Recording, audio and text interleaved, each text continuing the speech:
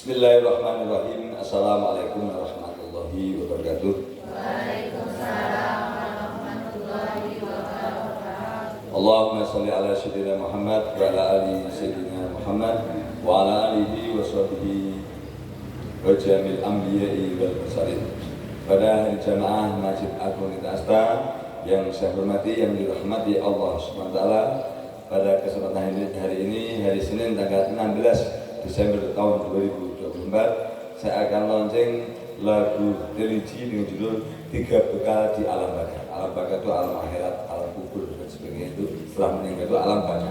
Baka itu artinya kekal. Nah, itu seperti yang disampaikan Nabi Muhammad SAW, intinya di alam kubur itu yang menjadi bekal kita hanya amal yang soleh. Jadi kalau kita hidup ini kan, hidup ini adalah ladang akhirat. Kalau kita sekarang tidak pernah menanam kebaikan, berarti mohon maaf, kita tidak pernah punya bekal di alam baka. Makanya kalau orang beriman, makanya berbuat baik itu ya karena Allah SWT, sehingga kita insya Allah apapun diniatkan untuk Allah, sehingga kita punya bekal di alam baka, di akhirat. Nah, kemudian ada lagi yang masih jalan amalan kita, itu kan bekal. Kemudian ada amalan yang tidak pernah putus sampai kita nanti dalam kubur. Apa? Satu, sedekah jariah. Amal jariah itu contoh masjid, jalan. Nah, Bapak Ibu semuanya diniatkan kerja bakti apa diniatkan untuk bekal sedekah jariah. Jadi dia mengatakan memasang bata satu diniatkan untuk Allah, kayak Pak Air, mereka ini kalau karena Allah itu insya Allah selalu terus menjadi amal jariah. Pak Air, Ma'air dan sebagainya bisa jadi amal jariah. Nah, kemudian apalagi ilmu yang berguna, mana seperti saya ngajarin sholat, ngajarin ngaji. Dan insya Allah selama yang diamalkan itu insya Allah saya sampai kapanpun akan mendapatkan aliran daripada kebaikan, ilmu yang bermanfaat. Maksud apa ilmu kedokteran? Contoh saya menyampaikan penyakit kembung, makanya Pak Opek transformasi itu Pak Opek Bertahala yang memasang, saya juga dapat. Nah itu segala satu sini insya Allah semuanya menjadi bekal dunia dan akhirat. Tapi kalau diniatkan ini untuk bisnis biar berkembang, bisnis belum tentu maju, bekal tidak ada. Kenapa? Ya cukup di dunia. Tapi makanya saya selalu, dia pun ilmu kedokteran hewan itu saya niatkan untuk bekal saya sampai akhirat selama itu berguna. Nah, terakhir anak yang soleh. Karena kalau anak yang soleh ini putus Bapak Ibu, karena anak itu ada matinya juga kan.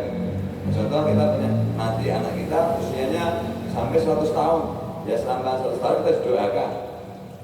Tapi setelah itu setelah dia mati, selesai juga kan? Karena nanti dia punya anak cucu kita betul-betul mendoakan kita. Kalau anak kita anak yang soleh, nah minimal kalau anak soleh, makanya anak yang soleh terakhir. Yang paling bagus apa? Ya amalan kita sendiri itu tidak mengharapkan anak yang soleh, tetapi anak yang soleh ini wajib. Kenapa? Karena kalau contoh anak kita masih hidup, kita meninggal dunia, anak kita ini kurang ajar, amalan buruknya juga masuk mengalir ke kita. Jadi berarti apa? Ya terpenting anak yang soleh. Jangan sampai kata Allah sudah tidak mengirim kebaikan, malah mengirim dosa. Contoh anaknya mabuk, ngomongnya jorok-jorok, itu terus ngalir ke kita. Kenapa? Pertanggung jawabannya di orang tua. Kenapa? Itu banyak kisah. Nanti orang tua anak itu bisa banding. Jadi, orang tuanya mau surga, anaknya masuk neraka. Stop dulu. Kenapa? Itu karena apa? Ya, karena dulu saya tidak sholat, tidak apa dibiarkan bapak ibu saya. Ibu saya sholat, saya mampu dibiarkan. Bapak ibu saya sholat, bapak saya sholat, saya malah nongkrong di posisi dibiarkan. Itu tetap nanti akan mereka banding kepada kita. Ini bapak ibu semuanya harus dipahami. Makanya mau masih pada anak-anak itu, anak-anak kita mari kita bimbing sehingga mereka menjadi anak yang soleh. Ya, selamat menghayati, insya Allah pasti bermanfaat karena dari hadis Nabi Muhammad SAW. Selamat menghayati.